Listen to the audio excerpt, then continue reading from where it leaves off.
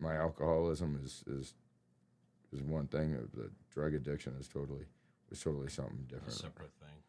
Yeah, it was bad, and it was just it had taken a hold of everything that I was. So and it was, and I had a little girl at home, right? I had like Charlotte. My daughter was only. I mean, I was using before she was born. I mean, I was high the day that she was born in the hospital.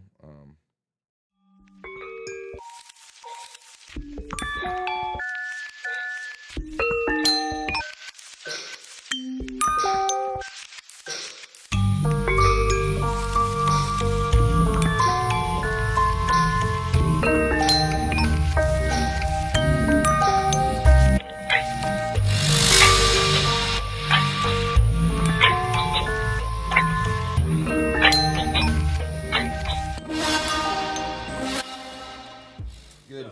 It's trimmed, but it's All not right. totally. All right, let's do this.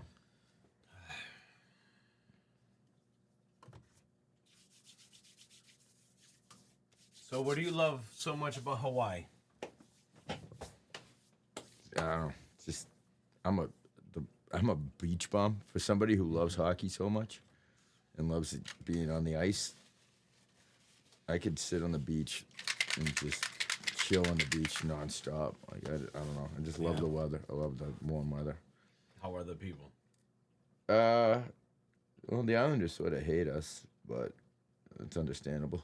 Sort of went over there and took their land from 'em. But you know, like anything else, if you're cool with them, they're cool with you. Uh, I don't know. It was so long ago that I was there. I remember feeling weird when I first got there, but as it went on, it didn't really affect me much. Gotcha. But you do feel you think there's like a little tension with the Islanders? Oh yeah, Yeah. absolutely. Yeah, there's definitely a little bit. So how's the experience as a tourist then? Well, when we went as tourists rather than being over there working, like we didn't really go in. It was different going as a tourist rather than going as working there. Because going as a tourist, right? We just stayed when I went for my honeymoon, we just stayed in the friggin' resort, Gotcha. right? We were there, like everybody was nice here because they were working on tips, right? They want to be there. 'Cause they benefit. They benefit from being nice to you, right? Working there was a little bit different. Like when every day to day, going to grocery stores, it's just. When I mean, you I guess sort it's of a blend in, then it changes. yeah. But there's definitely differences, right? If you go over there, if you live on the island and you can prove you live on the island, you get discounts for everything, right? So like everything from golf to food, right? So like showing that I was paying an electric bill Really? while I was there because I took over somebody's lease for 2 months. Showing I paid an electric bill, like instead of paying $150 for golf, I was paying $75 for golf. So there's some benefits. Absolutely. If you're a tourist, they get you for everything. If you're living there, it's much cheaper. Huh. Yeah. So I've always heard like great things about Hawaii. yeah, I mean, Always. yeah. Like The traffic's people- it's weird for islands. Traffic's crazy. I mean, food. I'm a seafood guy too, so like, we'd watch them bring fish in. I went to a sushi place with two of the guys that I was working with that grew up in Honolulu, and they brought me to like a sushi place, not like a Waikiki sushi place, like a off strip Honolulu, like where they would very go. authentic. Very authentic, like their buddy's family owned it. It was amazing. I mean, you're watching them cut this fish in front of you. Like it's coming in, the fish coming in the back door is ending up on your plate. And it was, crazy. yeah, it was amazing. So I still talk to a couple of them, calling, try to get them to come out here for a little bit. But, I mean, All right. So earlier I've been wanting to talk to someone about this, right? Because I don't know too many people that are moving towards the sober life, right? I think months ago we talked about it, and I wasn't ready to hear it. Right? Yeah. I think it's one of those that when you're ready, you're ready. Yeah. Right? Absolutely. Yeah. It takes I guess it take some people have to hit rock bottom. Some people have to feel like they hit rock bottom. Like I was trending towards rock bottom. I don't know if I actually hit a rock bottom. I mean, I'm sure my wife would tell you that it was rock bottom. You know, it all depends on your perspective, right? Fair. But it was, let's put it this way, if I didn't quit when I quit, death was probably the next step because I was really trending that way. I mean, my alcoholism is one thing. The drug addiction was totally something different. A separate thing. Yeah, it was bad, and it was just it had taken a hold of everything that I was. So, and I had a little girl at home, right? I had like Charlotte. My daughter was only. I mean, I was using before she was born. I mean, I was high the day that she was born in the hospital. So I'm not proud of that, but it's just a fact. And then it was probably a year and a half when I got sober.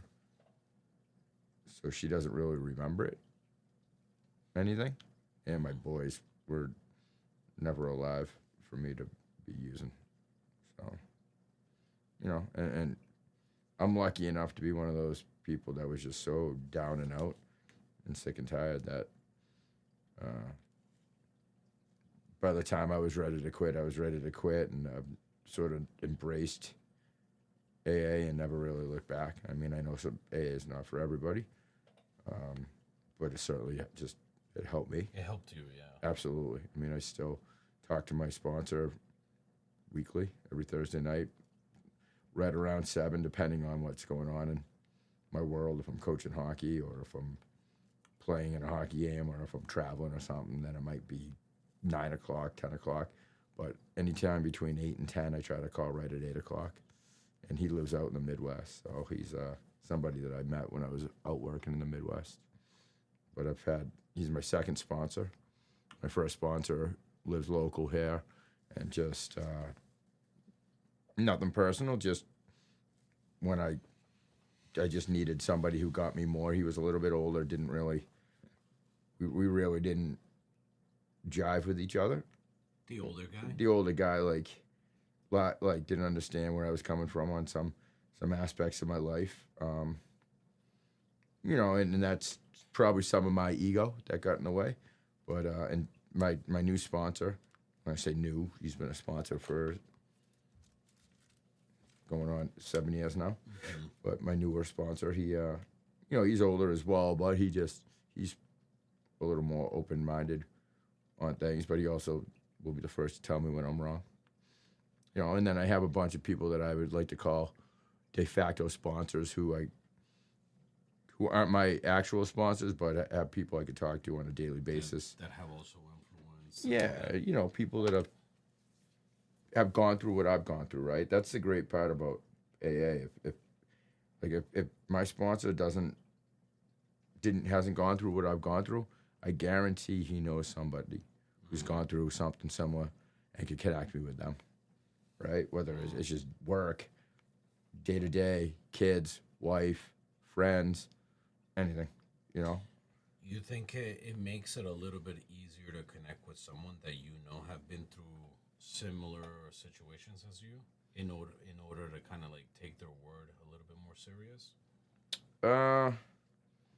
To be the sponsor, or at least like the respect aspect of things, right? I don't really, I don't know. I guess, I don't know. I think you could get a feel for people, I guess. I look for people with long-term sobriety. They're the ones that I really look to. Not saying people with short-term sobriety don't understand or don't have what it takes. But when I see people with short term sobriety using the buzzwords, I sort of shy away from them because if you're using buzzwords and sort of we'll call it pencil whipping your program, it's a little different. If you're So what would you? I'm sorry, but what would you consider? Short-term sobriety. year or two, you know, Okay, so you were sober, but now you're trying to coach other people. people, yeah. And I'm not saying you can't do it, but it's just like, I appreciate it. I appreciate, people's. I want to hear everybody's story because, but,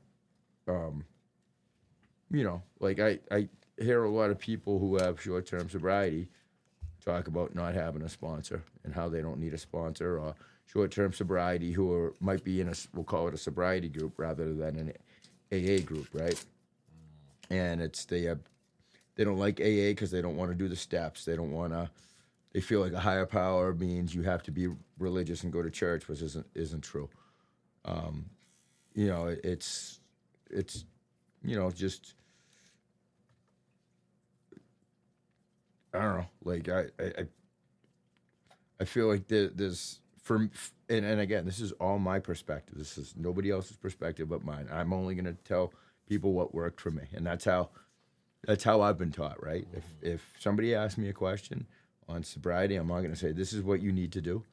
I'm gonna say what worked for me is this, right? And I learned that from my sponsor, right? What worked for him, and how am I gonna tell him he's wrong when he's got like 46 years of sobriety, right? I mean, how do you argue with that, right?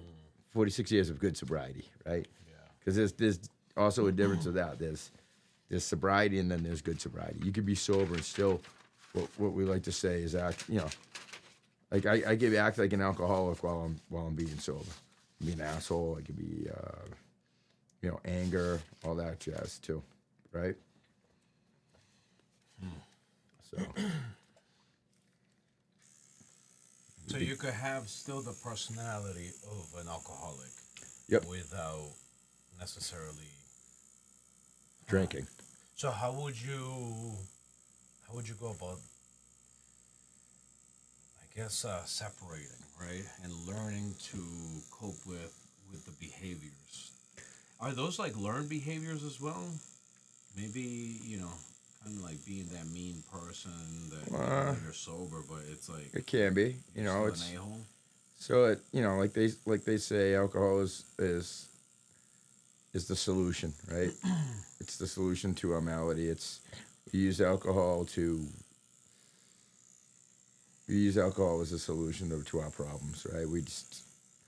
It's not really it's not our problem is within us, right? And like I used alcohol as a crutch, or I used drugs as a crutch to get rid of the emotions I didn't want to feel, and it's just one of those things that you know you can take away the alcohol and you still have the asshole, right? You still have your same problems every day. So that's why we work our program, our 12-step program. And just because you've done the steps doesn't mean it's not a continuous process, right? I mean, I could still I still have to be a good person every day, right? And I think that's the difference between how I used to live my life and how I live my life now. I mean, don't get me wrong, I'm not perfect by any stretch of the imagination. You can ask my wife that. You can ask my kids that. You can ask my parents that. But I try to do things in a better way. And I also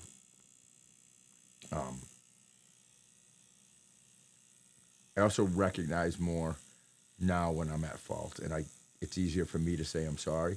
It's easier for me to accept blame when it is my fault, right? Rather than to try to pin blame on other people, or I will accept my part more readily than I used to, right? And that's just part of growing up, I guess, in the program. Maybe I was gonna say that.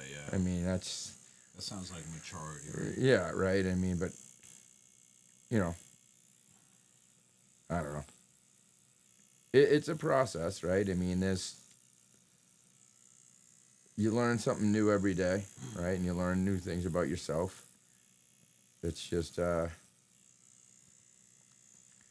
know, it's not always sunshine and puppies and unicorns, but it's you know, and it is. It's my life, and it's you know,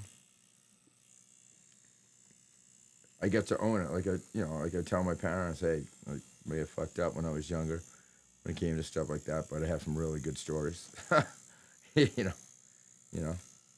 Mm. So I made it through the other side.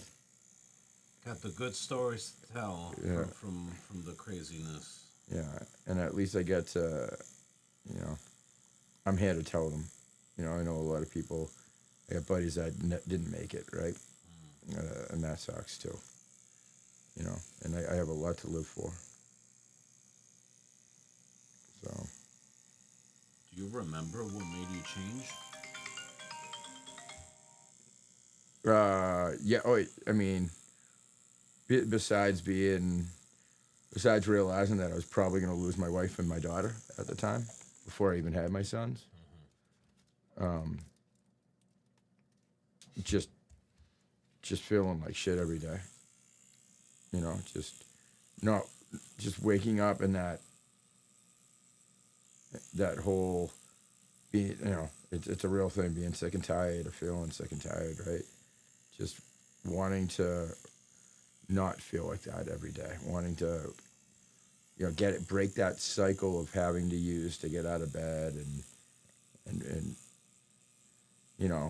not I mean, it's just refreshing not having the lies out there, always juggling lies on why I can't make it to something, where's the money going, why you know it was always like missing family parties, and it was Not being there. not being there, not showing up for things, not being available for friends, family, whenever my buddies, when family members pass away, my parents on their birthdays, my kids, showing up to my daughter's first birthday sort of high, and and just disappearing on Christmas Eve to go pick up and shit like that. Like, just I was sick of doing that stuff. And The results you were getting, I guess, right? right, I mean, it was it used to be fun when you were socially using, and then it became not fun anymore. And it just when you end up and you're holed up in the basement of your house while your wife's upstairs cooking dinner, and you're just doing lines and smoking cigarettes while drinking a ton of beer by yourself, and then just like being angry that you're being called up to dinner. It's like, that's not life, that's not living, you know so Damn. yeah, it just wasn't the great. I wasn't living well, and it was just a big path of destruction. What do you think was so fun about it? Originally, Yeah. well, it was fun to party, right? It was like The social the aspect of social things? aspect of it, and then when I lost that social aspect of it, because it was just you know I just didn't want to. I could never get enough of it, right? I could never get high enough, and I just didn't want to be around people. And I knew what I mean. I was What, becoming antisocial? well, yeah. Well, I was, I mean, I'm a pretty decent sized guy, right? I'm like 6'2", 210. I was 6'2", 160 pounds. I knew what I looked like. I knew people could see something was wrong, and I didn't want to be in public like that, right? I didn't want kids I grew up with that didn't know I had that I didn't hang out with to know that I had a problem. I knew it was very visible, so I would sort of hide. I wouldn't look at myself in the mirror. I didn't want to. I want other people to look at me. I didn't.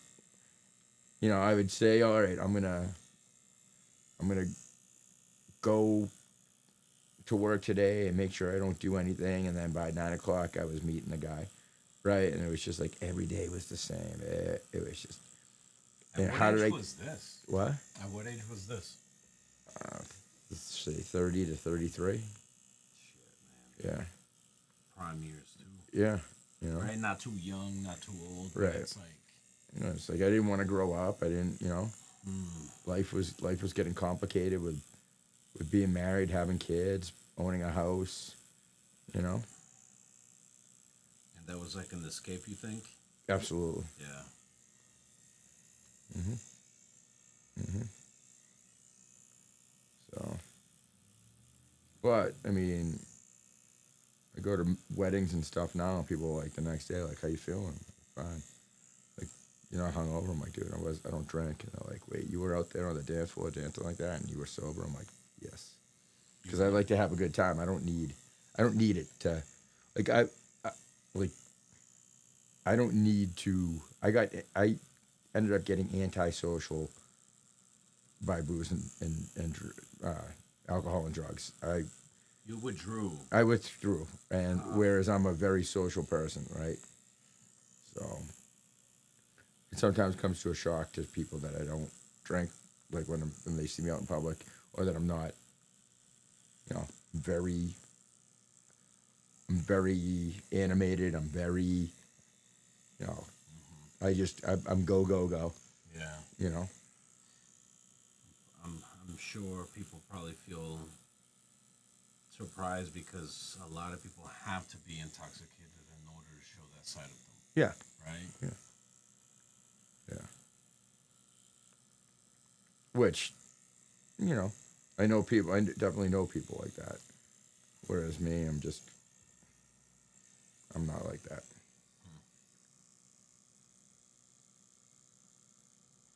So how many years has it been now? 16. 16? Yeah. December 1st, 2007 was when I got sober. December 1st, 2007. Yeah. So a little over 16 years. Wow, Mm, man. Tell you that.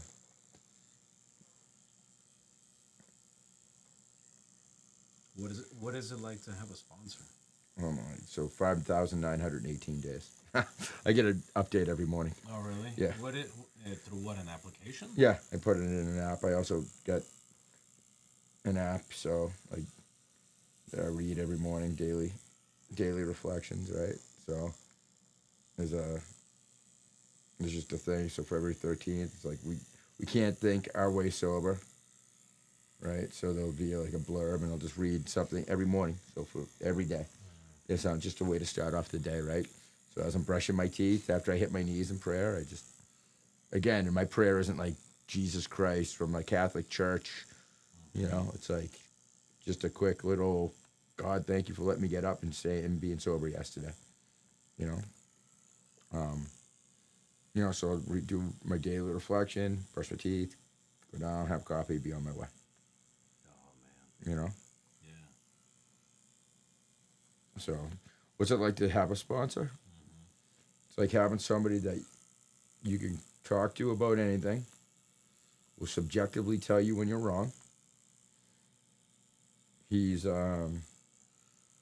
very wise, but it's one of those things like, as a human, I could have a problem and it's right behind my hand, or it's my hand, and I can do anything to look around the problem to not want to face it. And he's very good at telling me hey, it's right there. On the flip side, you know, he's very good at keeping me in the moment, right? I'm having an issue. Say, take a moment, look at your hands, be present with yourself. You know, that those issues can be anything from work related, family related, just anything, right? And it's just, um, you know, but prior to Dennis, he's my sponsor. It used to be, what they say is, are you present with your sponsor? Or are you up to date with your sponsor, right? And that to me meant like, oh yeah, I've had a conversation with my sponsor this year. Like, are you up to date with your sponsor now? Means, does he really know what's going on in my life? Am I being honest with him? If my wife called him, would he be able to tell her what's going on in my life you know, as an issue, right? And he would know what's going on with the boys. He would know what's going on with me and her. He would know what's going on with Charlotte, where she's looking at schools. Just in our 5-minute weekly conversations. Is he Right. truly up to date? Yeah, is he truly up to date with what's going on? Because he's got to know if he doesn't know what's going on, then he can't be effectively sponsoring me. You know. Wow.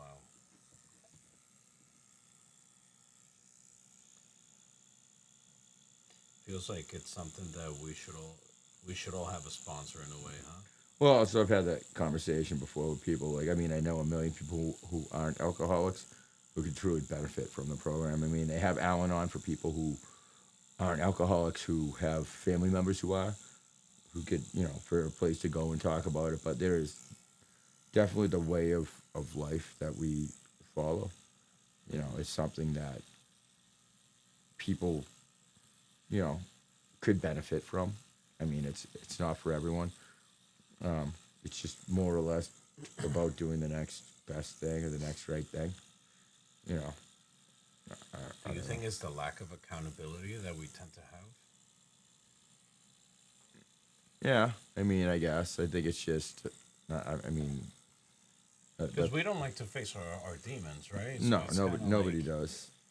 so for us to automatically sign up for a program, for someone to tell us where we're fucking up, I think a lot of people are not ready for that. Right, right. People don't want to hear when they're wrong. I mean, I don't want to hear it still, but I know it's a necessary evil, right? Or a necessary. I don't want to say an evil because it helps me, right? I mean, That's where the growth comes in, yeah, especially when you know it's coming authentically from someone who has no interest, right, right? No right, personal interest on seeing you get better. right, It's just kind of like, no, this is right, what's good for you. right. I mean, I've gone to therapists before, and I've been to therapists who just yes you to death, right? And like don't they have so many they're working with so many different people that it's just like get in, get out. Like my sponsor has a interest in my life and an interest in making sure that I stay sober. On the flip side, I've sponsored people. It's a humbling experience because you know not every person you sponsor is for you. Not every person you sponsor stays sober, and that's a tough one. And it's like you need to be able to deal with people and understand that they're gonna lie to you if they're not ready, right? I've had people, you know, I've had friends that I've sponsored, and that's almost the worst thing you can do. Like I had a buddy who have tried to get sober for forever, and the kid, if he tells me if he was telling me it was snowing out today, I'd actually go to the window to check before I took his word for it. Just because he's There was no trust. no trust whatsoever, and everything is everything's somebody else's fault. Everything's he's a very jealous person of life. Like he can't get sober, so it's somebody else's fault. Like always his brother's fault, always our fault, always his friend's fault. We're not helping him. It's like you know like you're never there for me when I need you. It's like, but I got a family. I can't come pick you up at a bar because you're shit host. It's like 30 minutes away from me. Like I got to go deal with my family. I got to come home from work and I got to coach hockey. I'm not gonna go out of my way on a Saturday to go out to lunch with you when I got to take two boys to hockey games and you're not taking your life serious, right? So I mean, the kid can never drive again because he's getting so many DUIs. It's like it's humbling, right? It's humbling. You Yeah, try to help and it's like but you can't help somebody that doesn't want help, right? 100%.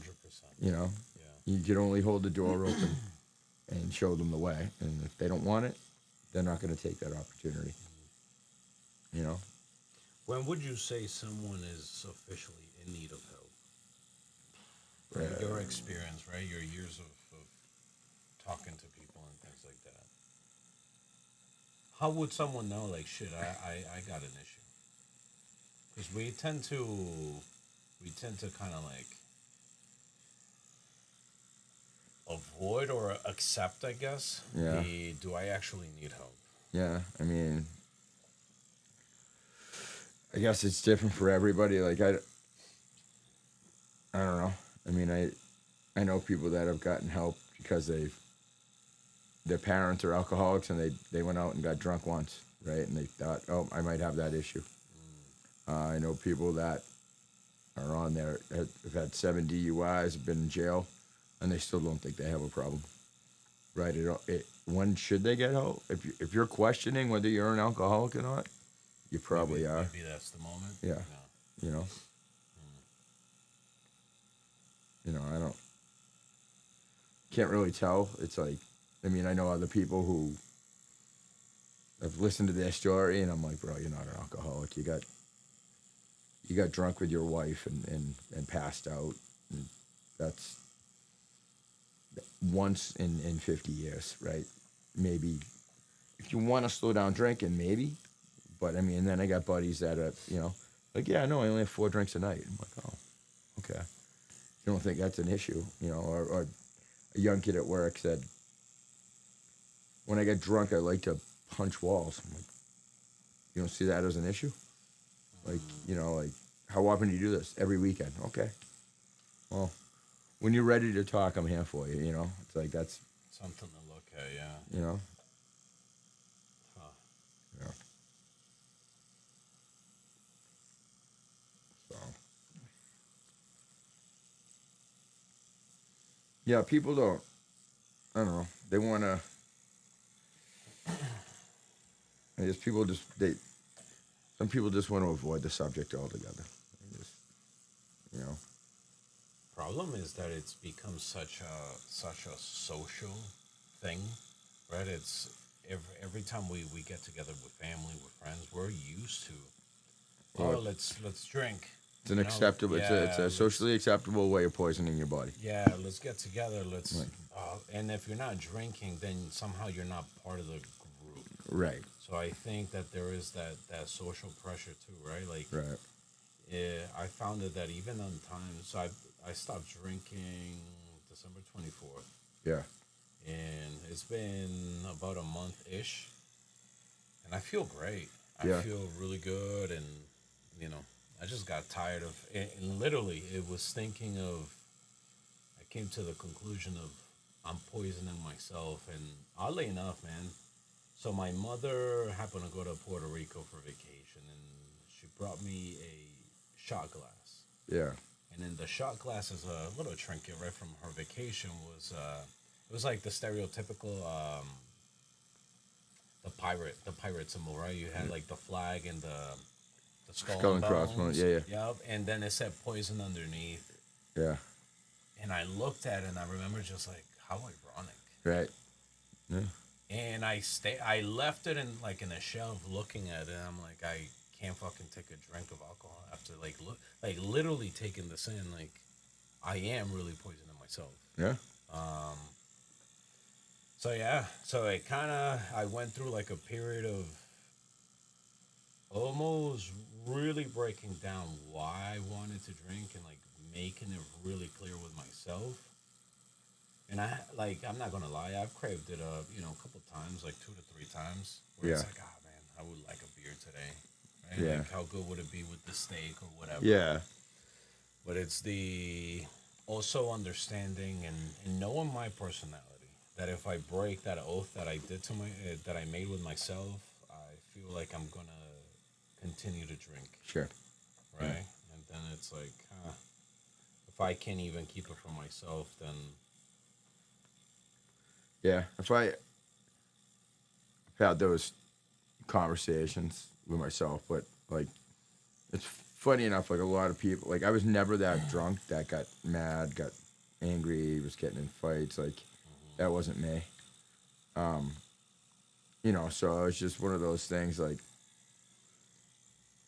a lot of people say to me, like, oh, your problem was drugs. I guarantee if you were to drink, you'd be fine. I'm like, maybe. So, but that's not a theory I'm willing to risk. I'm not testing that out. Like, because if we're wrong, I'm gonna be in a whole world of trouble. You know what I mean? yeah. Like, I'm not prepared to say if I was. I mean, because I know I did stupid things when I was drinking. I mean, I never got a DUI. I never, you know, but I did make a lot of stupid phone calls to drug dealers. You I know? think is the disposition that we have after drinking, Yeah. right? Because now you're not thinking straight. But that's what it is. right? That's exactly it. Like, Yeah. it's like I'm not worried about the actions I have while I'm drinking. I'm worried about the After. what I'm gonna do, who I'm gonna call. Like, if I think drinking's a good idea, probably gonna think doing lines are a good idea as well. Yeah. You know. Mm. So Yeah, it's interesting, man. The way all this stuff really comes together. Huh. yeah, Yeah, I'm going. You know, my goal has been I want to go month by month and see where it goes. yeah, So far, like this year, I kind of wanted to test myself and just what would I feel? How would my body feel like if I took 100% care of it, right? Like take my vitamins, yeah, eating right, like no alcohol, and then make a choice, right? Like if I see that like my body, I brought it to like, can I bring it to 100%, right? I'm not getting any younger. So what would it feel like if I actually fucking took care of it? right, Um, and see where that goes. yeah. I've had that thought before too. You know what? It's funny. I mean, I honestly, I don't rem- I remember feeling like how it wasn't the rest of my body; it was my head. It was always my head felt like shit, but like physically, joints. It wasn't like I had. My stomach hurt all the time because I was never eating. Mm, But besides that, once I got sober, I mean, the first thing that happened to me is I put on a shit ton of weight, and then I had to start working out again because I went from being skinny to fat to had to then because I mean I went from not eating at all to not being able to not eat because I was I think I had put 3 years of not eating much yeah. into my body in 6 months. You know, there was a lot of. Do you feel like your body went through like some sort of anxiety, like Mhm. like sugar cravings Oh or yeah, certain definitely things like sugar that? cravings. Yeah, Because yeah, I kind of feel like I've gone a couple nights through that, yeah, and it's like good thing I don't have candy at home, where I try to like really avoid it. But now it's just like, yeah. I cut out processed sugar last March. mm, That first few weeks were touch and go on that one. yeah, Oof. So that, I mean, I put it in order. The toughest things I've quit have been tobacco, sugar, and then drugs. I mean, when I, well, not tobacco, but nicotine. yeah, Like nicotine was miserable to quit for me. really difficult. Oh my god, it was miserable. I went from smoking to using Nicorette, and I went from chewing like 4 milligram, like 10 pieces of 4 milligram Nicorette a day for 7 years to quitting it, and it What was is a, it like? Is it just like it's like even? it's like felt like having the flu. It was Ah, terrible. It huh, was yeah, it was miserable. that bad, huh? Ah, it And you sucked. knew it was from the Oh, it nicotine. was absolutely from the nicotine. Yeah, I picked out my weekend and I decided to quit it, and it was just miserable. I was angry, just miserable. Because they say that about weed, that even weed, like when you are trying to like get it, cut it, it'll make you groggy and like fucking like moody and all that. Yeah. Well, I think if you're trying to quit anything that you've been putting in your body over and over again, is gonna the body is gonna crave it, right? Mm. I mean, as much as they say some of the stuff's non-addictive, I mean, it's addictive, right? Once you have, like, I don't know, if it's just consistently in your body's gonna crave it. I would say. Let me ask you, how much, like, how religious are you? Not religious. No. I mean, I believe in my higher power for AA, but I like to say I'm a recovering Catholic. I grew up in the Catholic Church. We had issues in the town. I grew up with a priest. I didn't really. I mean, we knew what was going on. Luckily, I was not part of that. I had friends that were part of that. I don't. I don't believe you need to go to a building to profess your faith. I did. I mean, I went to church this Christmas with my family, just because my mom wanted us to. My parents are still very Catholic, into the Roman Catholic Church. But when it comes to like higher power and God, I definitely believes there's a higher power. I believe, you know, I believe in something's helping me make it through every day, right? Mm-hmm. Um, but I'm not going to a church every weekend. You know, I'm Right. not going to a synagogue or a mosque or something like that. I also very open minded when it comes to religions. I don't. I sort of my whole view on religions is that God, Yahweh, Muhammad. It doesn't matter what you believe. It's that you're believing in something, and that you sort of gotta look at it that way. Like I don't give a shit what you believe. It's like if you're not bothering me, I'm not bothering you. Right, right. No, I like that. What do you think of? No, so reason I ask is because I'm curious to know if there's a connection between if you found strength within letting things go within the religion. You know what I'm asking? Somewhat like It's kind of like did you try to connect God to also figuring out how you can let go or find or seeking that strength, that additional kind of willpower. You know what well, I mean? willpower is a funny thing, right? Because it's like in AA, it's almost like you sort of say that it's like God be thy will, right? It's like it's almost like you're submitting to the fact that there's a plan, but if you read the Bible, it's like, hey, God gave us free will, so it's sort of that what's what, right? Mm, Um, but as for letting go of things, I mean, that for me comes from AA more than religion, yeah. right? So it's that whole thought, there's that whole idea of acceptance of people, places, and things, right? So we have that why me attitude a lot. So for instance, 2019, 2019, I broke my leg, compound fracture on my leg, right? Just miserable, miserable accident, right? It just freak accident, and it was that whole like after I get out of the hospital after I had surgery, like that first week, it was like why me? I was so down in the dumps, why me? And I was talking to some of my buddies in AA, and they're just like acceptance. You have to accept what happened to you, right? And then at the end of the day, when we look back on it, and I say we, I mean my family, what happened was I was traveling so much for work that I ended up having to stay home. And to be totally honest, me and my wife weren't really in the best of spots when it came to our marriage. We were sort of seeing a counselor. Things weren't great, and that part of that was because I was always traveling, and I'd come home and I'd be what she called Disney dad. Kids would be psyched to see me. I'd bring gifts.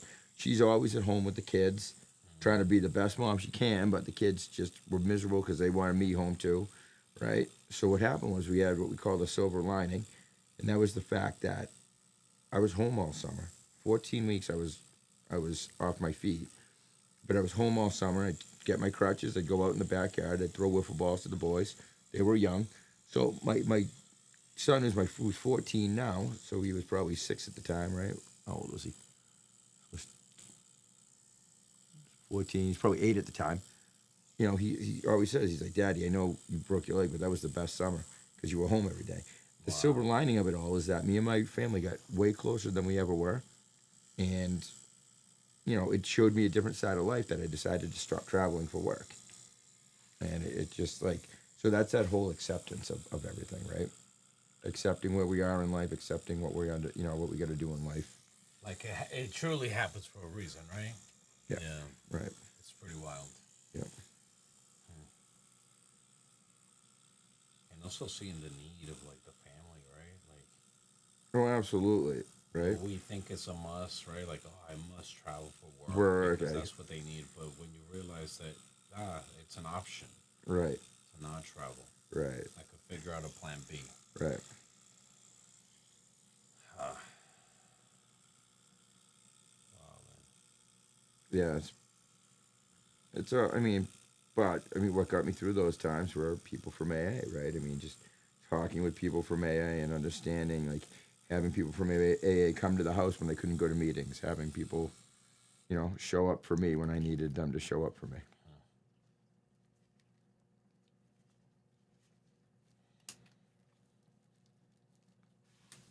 And it's funny because we tend to, in AA, we tend to sort of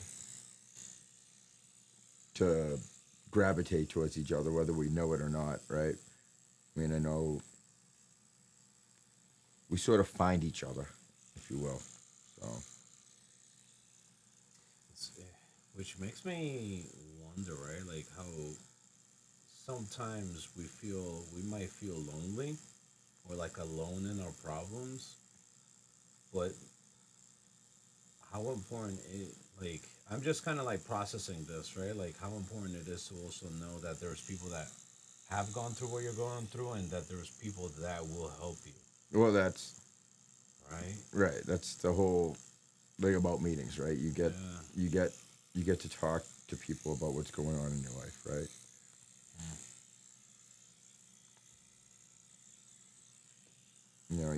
You get people, you can meet people in there, and you know, like I said, I get a lot of people will call me and be like, "Hey, I know you've gone through this. Can you talk to so and so?" Sure.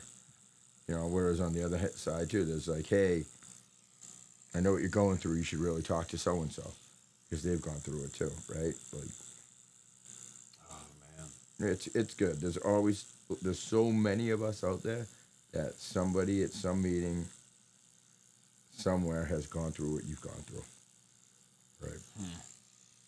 Whether it's slight. I mean, and I never thought. Like, I went into it like. I mean, I honestly went into it open minded because at that point I was just so beaten up that it was like, Christ, I'll do anything at this point just Yeah. to I hit a feel better, change. just to feel better. So it wasn't like I went into it thinking these people are crazy. It's a cult. Like, I got a buddy who was like, I'm embarrassed to go to a meeting. What if I see somebody in there I know? They're here as well. They're in the Yeah. same. They're there for the same reason you are. They're probably going to be happy to see you because everybody knows you're struggling. And it's coming from like a good heart, Right. right? It's A good coming right. place.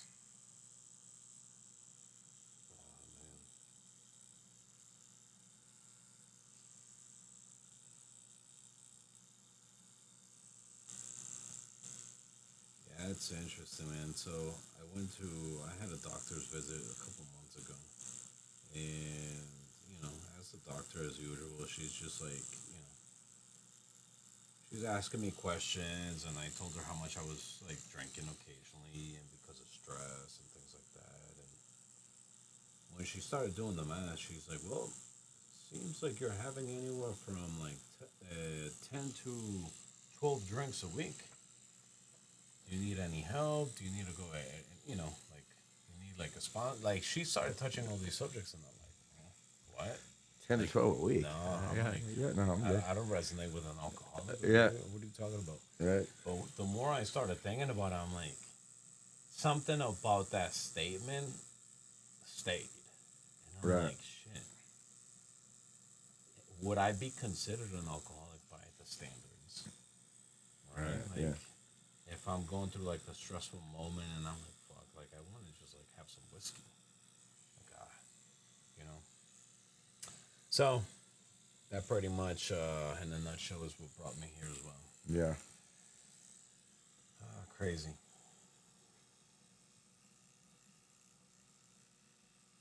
No, but I appreciate you sharing because I don't think often too many people get to hear this, Yeah. and I certainly don't have these conversations often where people open up like this and ask questions, regarding what the process is like. Yeah. And it is a process. I mean, it doesn't happen instantly.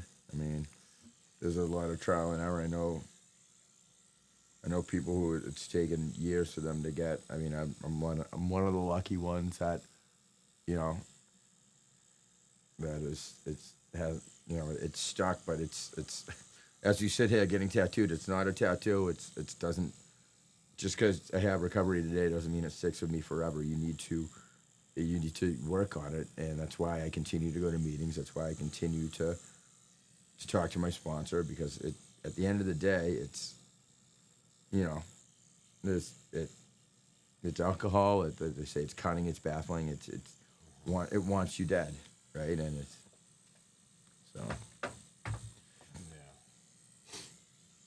Yeah. yeah. I'm sure you've also heard of those cases where people don't make it.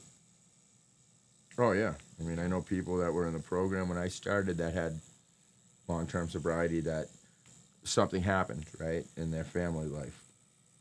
You know, one of the ladies that was in our Monday meeting, her husband just had a brain aneurysm, died, and she couldn't handle it and fell off the wagon after having 20 something years of sobriety, and then was Yeah. dead within 3 months. You know, just like absolutely Just went like spiraled out of spiraled, control. spiraled. Right? It's like you need to, you know, that's what you need a sponsor for. That's what you need the program for. Is for those times of weakness when when when you need somebody to lean on. You know, we don't have this thing kicked, right? You just it's always there with us. That's going through something. What kind of advice would you give? That was going through alcohol related Mm-hmm. something, Or drug related. alcohol or drug related. Go to a meeting. Go see what you listen. See if it, you know, and then don't compare. Identify, right? And when I, you know, that's a big saying. Like don't go in there and try to compare what somebody is up at the podium saying. Try to identify with something, right? It's like and you might just hear your story while you're in there, right? And that's sort of what happened to me. I was when I first so it was like the week before December 1st, and I was in Pennsylvania at my in-laws' house, and I ended up in Queens, New York, buying drugs, and then came back, and like everybody knew I was a mess, so I copped to it. But I told my wife I needed a week to get my shit in order. So Friday night, we emptied the next Friday night we emptied my pockets, got rid of everything. Saturday morning I woke up like trying to white knuckle it through the day. I knew of an NA meeting because at that point I thought I was just a drug addict, not an alcoholic. I went to an NA meeting with my dad, who's not an addict, but he came with me just as support. Got a guy's number, and then so I started going to NA, and that's how I started Narcotics Anonymous. And our union has a great drug assistance program called Modern Assistance, and they got me into an outpatient rehab, which I started actually the day after Christmas. So from December 1st to December 26th, I white knuckled it going to NA meetings almost every night after work, you know, and it's just like just trying to get through it. And then I started with at a place called Quitting Time for Modern Assistance. It was an outpatient rehab in Quincy, and it was 5 nights a week. You had to go to 15 nights to graduate, which included New Year's Eve and New Year's Day. You know, and I asked them, I'm like, are we coming New Year's Eve? And their response was, would you have drank on New Year's Eve? I was like, yeah. And they're like, then you will be here on New Year's Eve. I'm like, understood. You know, so we went, and it was 2 of the 5 nights, I believe it was Wednesdays and Fridays. Well, most nights it was from 5 to 9. 2 of the 5 nights it was from 5 to 7:30, and then you left in caravan to an AA meeting together. And they pushed AA, not NA. And then I just got looped into AA and started going to meetings in my town. And that's how I met my original sponsor. And then from there, I just sort of everywhere I go when I travel for work, you know, go online, find an AA meeting for when I'm traveling, especially if I'm there for some long time, like from at a project for a month, couple weeks. I'm gonna go find a place to go to an AA meeting. Oh man. So yeah. So I mean, and it's but my point is that I remember going to meetings and just sort of listening and not really getting it at first, and then I was in a meeting in Quincy, an AA meeting in Quincy, and and a guy was talking about how his buddy he was driving down the street and he saw his buddy standing outside a liquor store at like 9 in the morning, and he pulled over. He's like, "What are you doing?" He's like, "I'm waiting for it to open up." He's like, "What a fucking loser! But I bought beer the night before. I already have it." And I'm like, "Well, that I got that. I understand that. Like, I understand what he's talking about. Like, I always had beer. Like, I always planned ahead." And like this guy's story sort of resonated with me, and that's when I really first. That's the first real thing that I remember about AA that really I identified with was this guy's story about being, being in driving by a liquor store and seeing a guy outside that he knew waiting for booze and waiting for it to open, right? And thinking that one was a loser because he didn't stack up. Because he didn't stack up, Yeah. right? Like, I mean, and that could be the same for anything, booze, drugs, whatever it was, right? Yeah. You know. Wow, man. So I mean, I just, it's that open your ears, understand, listen, and know that you're not alone. Know that, you know. Yeah, you definitely left me thinking of a lot of stuff. Yeah.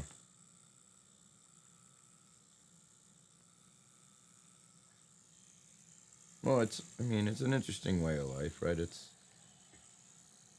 The other thing is I'm very, like, I know people who aren't open with it, and that's their own personal preference, and that's fine. They don't have to be. I'm very open with my sobriety because you never know who needs help. You never know who's struggling, and I'm here to help, right? Um, I just You think shame is attached to it? there's definitely shame attached to it, right? It But has to be. It yeah, has to I mean, but on the flip side, I was so shameful in what I did while I was using that I think I find pride in helping others, right? And I it's think that's the important part, right? right, And that's why we're having this conversation because at the end of the day, how many people, including myself, right? Like I may be like I'm not an alcoholic, right? Like why would I be interested in this or having this conversation? But at the end of the day, it's like maybe maybe I do need help, and maybe someone I know does need help as right, well, right, and right? well, that's it, and I don't know how many people have helped. I don't keep a tally of that. I don't really care. I know I could sleep well at night knowing that I've helped people, or at least attempted to help people. Mm-hmm. Um, there's a ton of people out there that need help. That's all I know. And it's just like I said, if not like I said, like Dennis has said to me multiple times, if everybody who needed help was getting help, we'd be holding AA meetings in stadiums, not in basements of churches. You know what I mean? It wouldn't be it wouldn't be hundreds of us in basements of churches. It'd be 80,000 of us in a stadium every night because that's how many people probably are struggling out there, right? I agree. And it's I like think so, man. there's just people out there that you know, and for whatever reason it is, it's to escape reality, to escape their feelings, to escape anything, right? Yeah. And it's not shameful, and there is a stigma attached to it, but you have to break that stigma and of what it is, and you know, believe me, like I said, everybody knew that I was an addict, so why would I give a shit if everybody knows I'm sober? You know, like I take a lot more joy in the fact that people know I'm sober. Just like I celebrate a lot more on December 1st, which is my sober date, than I do on my birthday, which is New Year's Eve.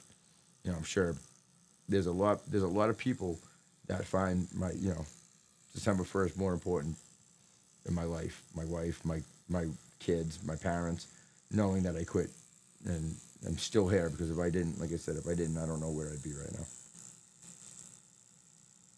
Hmm. Yeah. Our life choices, man.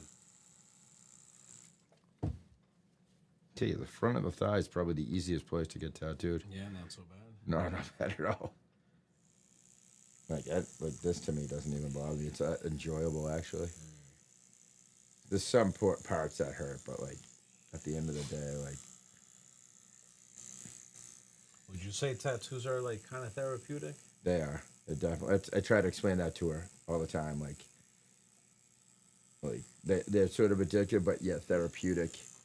Yeah. Like you know, that's why like I take a lot of time and think things through when I want one. Like just don't rush Go get one. to go get one. I really wanted to think things through and let you put your input into. You know, that's why. That's why I also don't jump.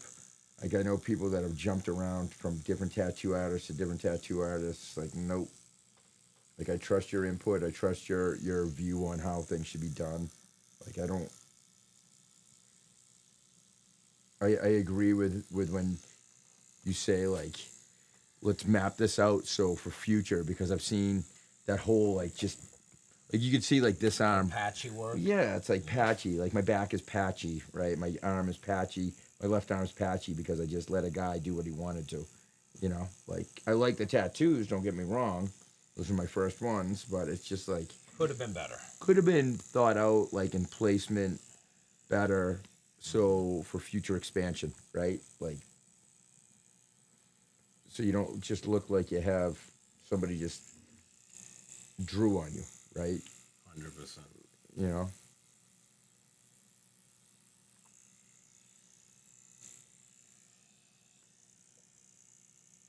I almost feel like me and you have this are on the same wavelength though when it comes to like how you came with the map on as the background. That's exact. I was trying to. I couldn't explain it, but that's what I wanted. Yeah. Awesome. You know, like